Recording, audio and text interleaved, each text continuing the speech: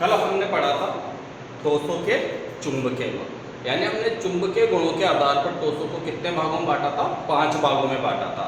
वो अनुचुंबकीय पदार्थ, प्रतिचुंबकीय पदार्थ, लोह चुंबकीय पदार्थ, प्रतिलोह चुंबकीय पदार्थ और लघु लोह चुंबकीय पदार्थ। आज हम पढ़ेंगे मात्रक कोष्टिका या एकक कोष्टिका का घनत्व की गणना, यानी जो क्रिस्टल में जो मात्रक कोष्टिका होती है, इस मात्रक कोष्टिका के घनत्व की गणना कैसे की जाती है। तो हमारे जो लेसन में है हमारे लेसन में है घने मात्रक कोष्टिका। कौन सी मात्रक कोष्टिका है ये? घने मात्रक कोष्टिका।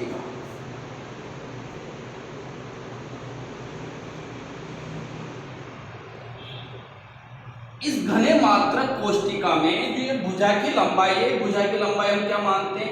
a मानते हैं। तो हमने जो पढ़ा था नॉर्मली जो घने मात्रक कोष्टिका ये अलग अलग प्रकार की होती थी। सरल घने मात्रक कोष्टिका, काय केंद्रीय मात्रक कोष्टिका, फलक केंद्रीय मात्रक कोष्टिका। तो सरल घने मात्रक कोष्टिका SCC, काय केंद्रीय मात्रक कोष्टिका BCC और FCC। तो ये मात्रक को एक और होती थी अंत्य केंद्रीय। तो इन मात्रक कोष्टिकाओं में जब हम देखते थे अवयवी कण हमने निकाले थे, जो इसमें अवयवी कण सरल घने मात्रक कोष्टिका में अवयवी कणों की संख्या कितनी होती थी? 1। कैसे ज्ञात करी थी हमने? 8 × 1/8, यानी अवयवी कणों की संख्या कितनी आती है? 1 आती है। जो काय केंद्रीय मात्रक कोष्टिका है इसमें अवयवी कणों की संख्या 2 आती है, और जो फलक केंद्रीय मात्रक कोष्टिका जिसमें अवयवी कण प्रत्येक फलक के केंद्र में होते हैं, इनमें अवयवी कणों की संख्या कितनी आती है? 4। तो इनका जो हम घनत्व ज्ञात करते हैं वो घनत्व किस प्रकार ज्ञात करते हैं? क्योंकि हम जानते हैं जो घनत्व होता है D बराबर क्या होता है? m/v, यानी घनत्व क्या होता है? द्रव्यमान बटा आयतन। तो जब मात्रक कोष्टिका का घनत्व ज्ञात करेंगे, मात्रक कोष्टिका का घनत्व, तो बराबर क्या हो जाएगा? मात्रक कोष्टिका का द्रव्यमान बटा मात्रक कोष्टिका का आयतन। मात्रक कोष्टिका का घनत्व बराबर मात्रक कोष्टिका का द्रव्यमान बटा मात्रक कोष्टिका का आयतन। तो घनत्व बराबर होता है द्रव्यमान बटा आयतन। अब अपन मात्रक कोष्टिका का द्रव्यमान अलग ज्ञात कर लेते हैं और आयतन को अलग ज्ञात करेंगे, और दोनों के मान को यहाँ पर क्या करेंगे? पुटअप करेंगे। दोनों के मान को यहाँ पर रखेंगे तो अपने पास क्या आ जाएगा? मात्रक कोष्टिका का घनत्व आ जाएगा। अब आता है अपने पास मात्रक कोष्टिका का द्रव्यमान। जो मात्रक कोष्टिका का द्रव्यमान होता है वो कैसे अपन ज्ञात करते हैं? मात्रक कोष्टिका का द्रव्यमान। तो मात्रक कोष्टिका का जो द्रव्यमान होता है, मात्रक कोष्टिका को अलग अलग प्रकार की होती थी। सरल घने मात्रक कोष्टिका, काय केंद्रीय मात्रक कोष्टिका, फलक केंद्रीय मात्रक कोष्टिका। तो इनका जो द्रव्यमान ज्ञात करेंगे, तो ये द्रव्यमान कैसे ज्ञात करेंगे? प्रभावी कणों की संख्या इंटू एक कण का आयतन, प्रभावी कणों की संख्या इंटू एक कण का द्रव्यमान। अगर मात्रक कोष्टिका में एक कण का हमें द्रव्यमान ज्ञात करेंगे तो जो जिस प्रकार की मात्रक हो, सपोज करो SCC मात्रक कोष्टिका है तो प्रभावी कणों की संख्या कितनी हो जाएगी? 1 हो जाएगी। FCC मात्रक कोष्टिका है तो उस एक कण के द्रव्यमान को हम किससे मल्टीप्लाई कर देंगे? 4 से। तो इस मात्रक कोष्टिका का क्या आ जाएगा? द्रव्यमान आ जाएगा, क्योंकि FCC मात्रक कोष्टिका में तो अवयव कणों की संख्या कितनी होती है? 4 होती है। तो 4 को उस एक कण के द्रव्यमान से ज्ञात कर लेते हैं। तो जो एक कण का द्रव्यमान होता है, हम जानते हैं किसी भी पदार्थ का 1 मोल में परमाणु या जो कणों की जो संख्या होती है वो होती है अवोगाद्रो संख्या के बराबर। यानी पदार्थ का जो मोलर द्रव्यमान होता है, मोलर द्रव्यमान, यानी 1 मोल का जो द्रव्यमान होता है वो द्रव्यमान कितना होता है?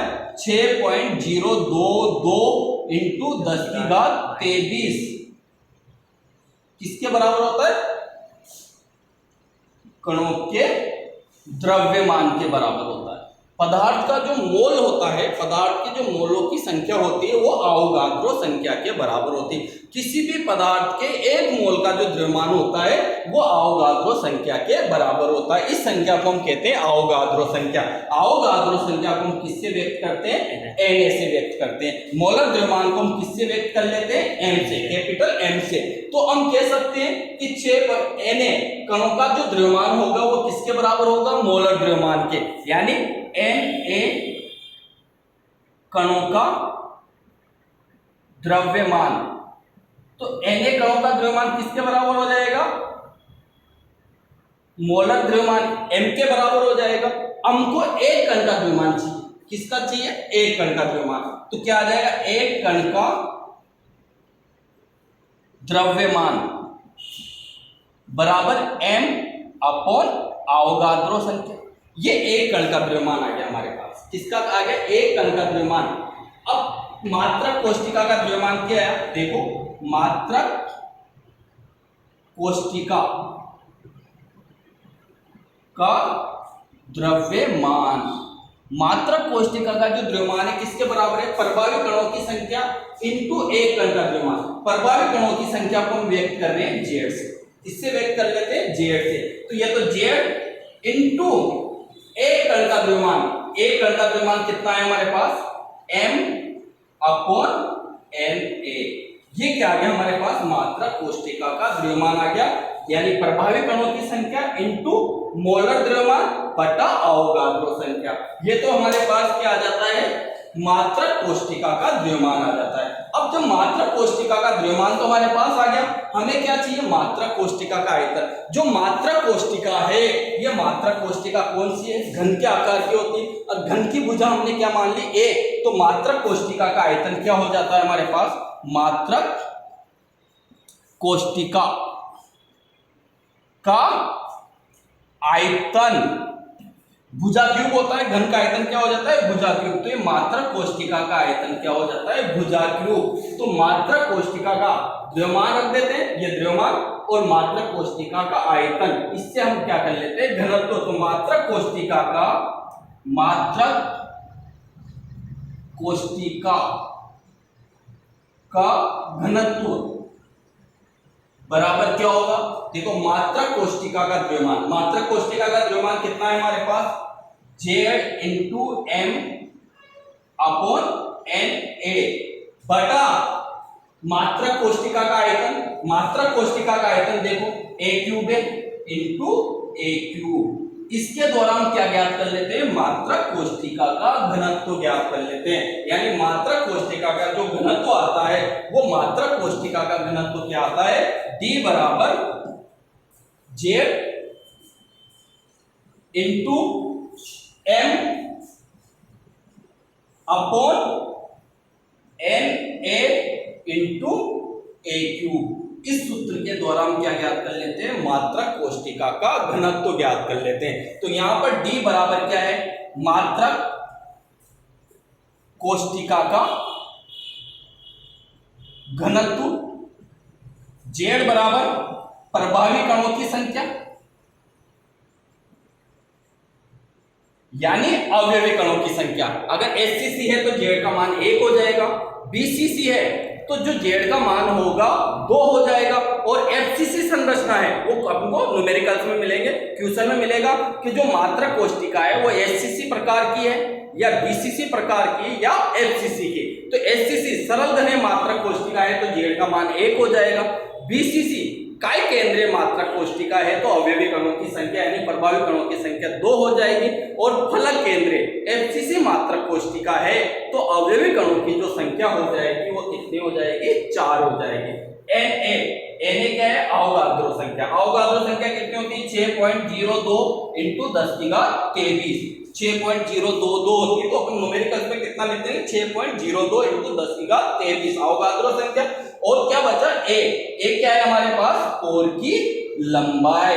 अगर हमें इसमें कोई भी 4 चीजें ज्ञात मालूम हो जाए तो हम इसमें 5वीं चीज क्या कर सकते हैं? ज्ञात कर सकते हैं। घनत्व तो दे दे, अवोगाद्रो संख्या हमें मालूम होती है, एम दे दे, जेड दे दे, तो कोर की लंबाई ज्ञात कर देंगे। यानी कोई से भी हमें अगर इनमें 4 मान हो हमारे पास, तो हम पांचों मान की क्या कर सकते हैं, गणना कर सकते हैं। तो मात्रक कोष्टिका का जो घनत्व ज्ञात करते हैं, चूंकि हम जानते हैं घनत्व बराबर क्या होता है, द्रव्यमान बटा आयतन। तो सबसे पहले हम मात्रक कोष्टिका का द्रव्यमान निकाल लेते हैं। मात्रक कोष्टिका का द्रव्यमान जो होता है, परमात्रक कोष्टिका में प्रभावी कणों की संख्या इनटू एक कण का द्रव्यमान। हम जानते हैं मोलर द्रव्यमान जो होता है वो अवोगाद्रो संख्या के बराबर होता है। यानी Na कणों का जो द्रव्यमान होता है वो किसके बराबर हो रहा है, m के बराबर हो रहा है। m यहाँ पर मोलर द्रव्यमान है, तो एक कण का द्रव्यमान क्या हो जाएगा, m बटा Na हो जाएगा।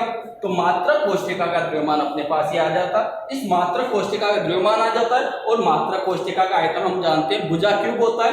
मात्रक कोष्टिका का द्रव्यमान यहाँ पर रख देंगे और उसका आयतन यहाँ पर रख देंगे, तो हमारे घनत्व का फॉर्मूला क्या आ जाएगा, D = Z × M Na × a की घात क्यूब। इस सूत्र के द्वारा हम क्या ज्ञात कर सकते हैं, मात्रक कोष्टिका का घनत्व ज्ञात कर सकते हैं। यहाँ पर D है मात्रक कोष्टिका का घनत्व, Z है प्रभावी कणों की संख्या, यानी मात्रक कोष्टिका में अवयवी कणों की संख्या कितनी है, और M है उसका क्रिस्टल में परमाणु का मोलर द्रव्यमान, परमाणु का मोलर द्रव्यमान है।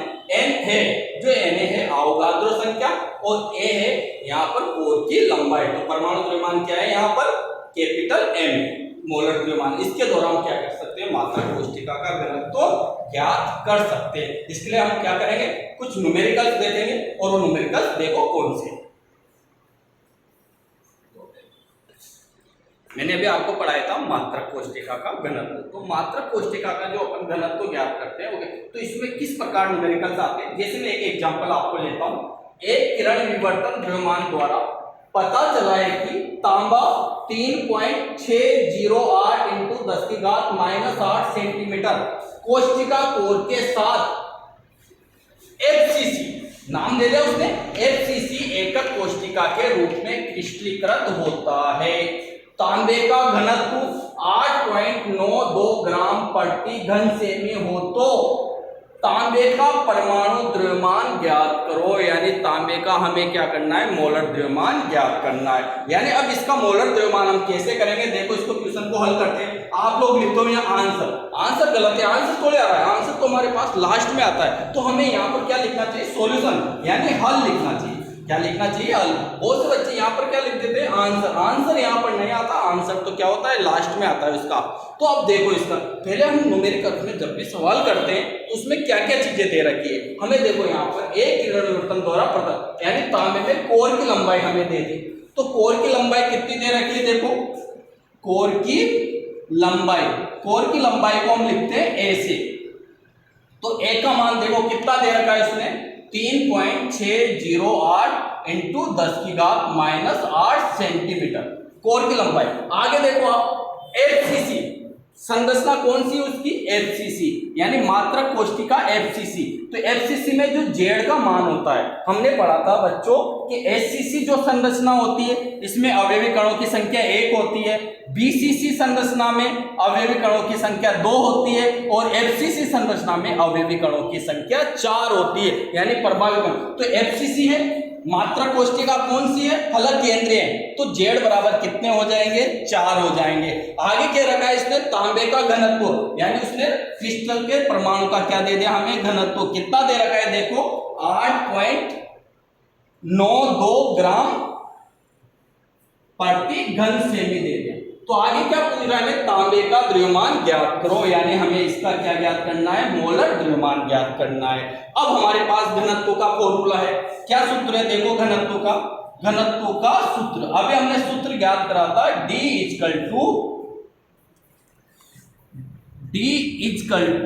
घनत्व का जो फॉर्मूला होता है M × Z upon Na × a³। तो घनत्व D बराबर क्या होता है, मोलर द्रव्यमान इंटू Z Na अवोगाद्रो संख्या इंटू a³। तो हमें ज्ञात क्या करना है, मोलर द्रव्यमान ज्ञात करना है। तो देखो मोलर द्रव्यमान M बराबर क्या हो जाएगा, M = D × Na × a³ upon Z। इस सूत्र के द्वारा हम क्या ज्ञात करते हैं, मोलर। हमारे पास देखो D दे रखा है उसने हमें, घनत्व दे रखा है। अवोगाद्रो संख्या हमें मालूम होना चाहिए, Na का मान 6.022 इंटू 10⁻23, ये अवोगाद्रो संख्या है। देखिए आप इसमें इस मान को यहाँ पुटअप कर दो, m बराबर d का मान कितना है, देखो घनत्व 8.92 इंटू अवोगाद्रो संख्या आप जानते हो 6.02 इंटू 10⁻23, कोर की लंबाई देखो 3.608 इंटू 10⁻⁻8 क्या है, होल क्यूब। ये आपने क्या कर दिया, होल क्यूब अपॉन जेड क्या है, प्रभावी कणों की संख्या, अवयवी कणों की संख्या कितने, 4। जब आप इसको सारी को कैलकुलेशन करोगे, तो इसका जो मोलर द्रव्यमान आता है 63.1 ग्राम पर मोल आ जाएगा।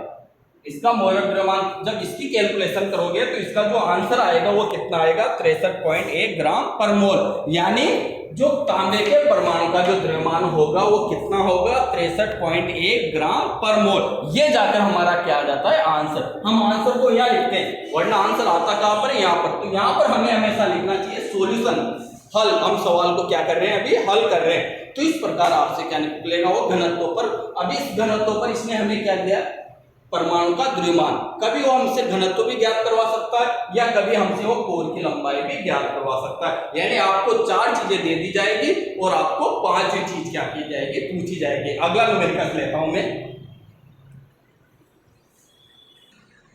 देखो बच्चों, अगला सवाल आता है, इसके पहले हमने क्या करा था, उसका मोलर द्रव्यमान क्या था।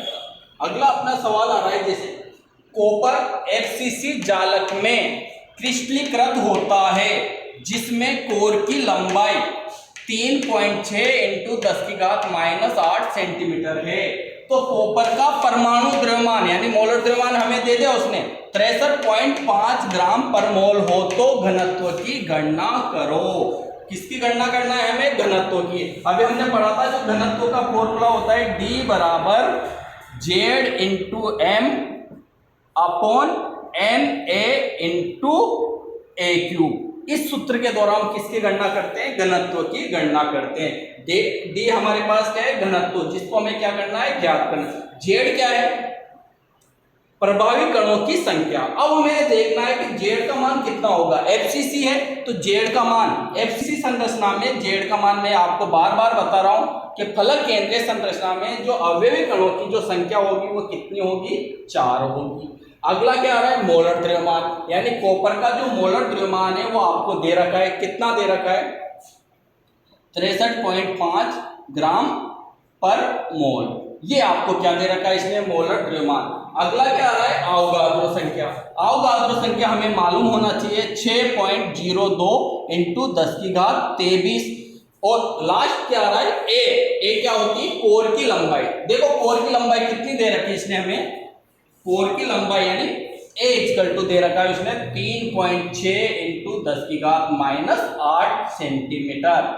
तो ये हमें सारे मान। अब हमसे पूछ क्या रहा है, घनत्व की गणना। तो हमें 4 मान दे दे और हमसे किसके 5 मान की। तो ये मान यहाँ पर पुटअप करें तो D इक्वल टू जेड का जो मान होता है वो 4 है इंटू कॉपर का मोलर द्रव्यमान कितना है 63.5 अपॉन अवोगाद्रो संख्या 6.02 इंटू ए क्या है हमारे पास, कोर की लंबाई। कोर की लंबाई देखो कितनी आ रही है, 3.6 इंटू 10⁻⁸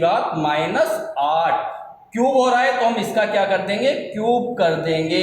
जब हम इसकी क्या करेंगे, कैलकुलेशन करेंगे तो इसका जो मान आएगा और इसकी जो कैलकुलेशन आएगी, ये कैलकुलेशन आएगी हमारे पास D इक्वल टू 8.9 ग्राम पर सेंटीमीटर क्यूब।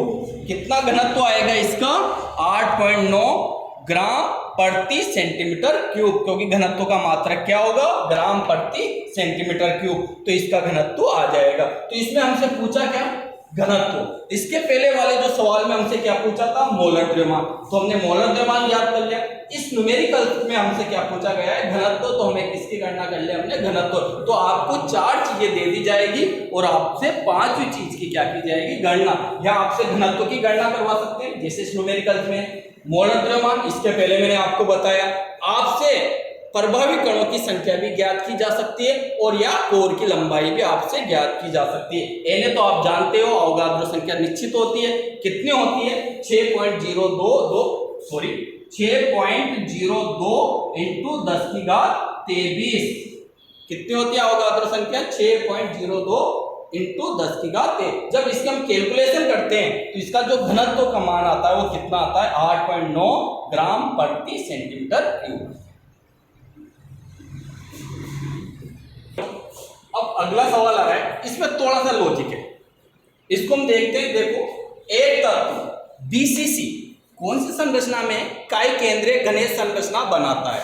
यदि कोष्ठिका में कोर की लंबाई 208 पीएम पिकोमीटर 288 पिकोमीटर हो तो घनत्व 7.2 ग्राम प्रति घन सेंटीमीटर क्यूब हो तो 208 ग्राम तत्व में कितने परमाणु होंगे। अभी हमसे क्या पूछ रहा है, परमाणु की संख्या। हम जानते हैं किसी भी पदार्थ के जो 1 मोल में परमाणु की संख्या अवोगाद्रो संख्या के बराबर होती है। तो सबसे पहले हम इसका क्या निकालेंगे, मोलर द्रव्यमान निकाल लेंगे। जब हमारे पास मोलर द्रव्यमान आ जाएगा तो हम इसमें परमाणु की संख्या की गणना कर लेंगे। सबसे पहले हम देखते हैं इसमें हमें क्या क्या दे रखा है। सबसे पहले संरचना कौन सी है, बीसीसी। तो जेड का जो मान होगा बीसीसी संरचना में, जेड का मान कितना होता है, 2 होता है। कोर की लंबाई ए इक्वल टू दे रखा है 288 पिकोमीटर, मान किसमें दे रखा है, पिकोमीटर में, जबकि हमें जो घनत्व दे रखा है वो किसमें दे रखा है, सेंटीमीटर में। तो इस पिकोमीटर को हम क्या करेंगे, सेंटीमीटर में। हम जानते हैं कि जो 1 पिकोमीटर होता है इसमें 10⁻12 -12 मीटर होते हैं और 1 पिकोमीटर में 10⁻−10 सेंटीमीटर होते हैं। तो इसको हम किसमें कन्वर्ट कर लेते हैं, सेंटीमीटर में। तो कितना आ गया, 288 इंटू 10⁻−10 सेंटीमीटर। ये हमारे क्या आ जाएगा, कोर की लंबाई। और इसमें जो घनत्व आ रहा है वो घनत्व कितना दे रखा है, 7.2 ग्राम प्रति सेंटीमीटर क्यूब। और अवोगाद्रो जो संख्या हो 6.02 इंटू 10⁻23। तो इससे हम सबसे पहले क्या निकालेंगे, मोलर द्रव्यमान निकालेंगे, क्योंकि इसने हमें क्या दे दिया, घनत्व। तो घनत्व हम जानते हैं D इक्वल टू क्या होता है, Z into M upon Na into a cube. किसकी गणना करना है हमें, मोलर द्रव्यमान की। तो M बराबर क्या हो जाएगा, D into Na into a cube upon Z. इससे हम क्या निकाल लेंगे, मोलर द्रव्यमान निकालेंगे। इसमें मान को क्या कर देंगे, पुटअप कर देंगे। तो जो M बराबर आएगा D का मान देखो कितना दे रखा है इसने, 7.2 इंटू Na अवोगाद्रो संख्या 6.02 इंटू 10⁻23 इंटू कोर की लंबाई हमें कितनी दे रखी है, देखो 288 इंटू 10⁻−10। इसका क्या कर दिया हमने, क्यूब कर दिया, अपॉन जेड। अपॉन क्या रहा है, जेड। संरचना कौन सी, बीसीसी। तो बीसीसी संरचना में जो अवयवी कणों की संख्या होती है, प्रभावी कणों की संख्या होती है, वो कितनी होती है, 2 होती है। ये 2 हो। तो जब हम इसकी कैलकुलेशन करेंगे तो इसका जो मोलर द्रव्यमान आ जाएगा, M का जो मान आ जाएगा वो आ जाएगा 51.84 ग्राम पर मोल आ जाएगा। यानी 1 मोल इनका जो द्रव्यमान आएगा वो कितना आ जाएगा, 51.84 ग्राम पर मोल। अब हमारे पास इसने पूछा 208 ग्राम तत्व में कितने परमाणु होंगे। हम जानते हैं जो अवोगाद्रो, क्योंकि 1 मोल में कितने परमाणु होते हैं, अवोगाद्रो संख्या के बराबर। कितने परमाणु होते हैं, अवोगाद्रो संख्या। तो ये पर मोल है, यानी 51.84 ग्राम द्रव्यमान में परमाणु की संख्या कितनी होती है, अवोगाद्रो 6.02 इंटू 10⁻23 परमाणु होते हैं। इसलिए 1 ग्राम द्रव्यमान में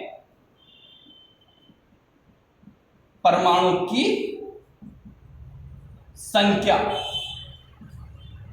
6.02 इंटू 10 की घात 23 अपॉन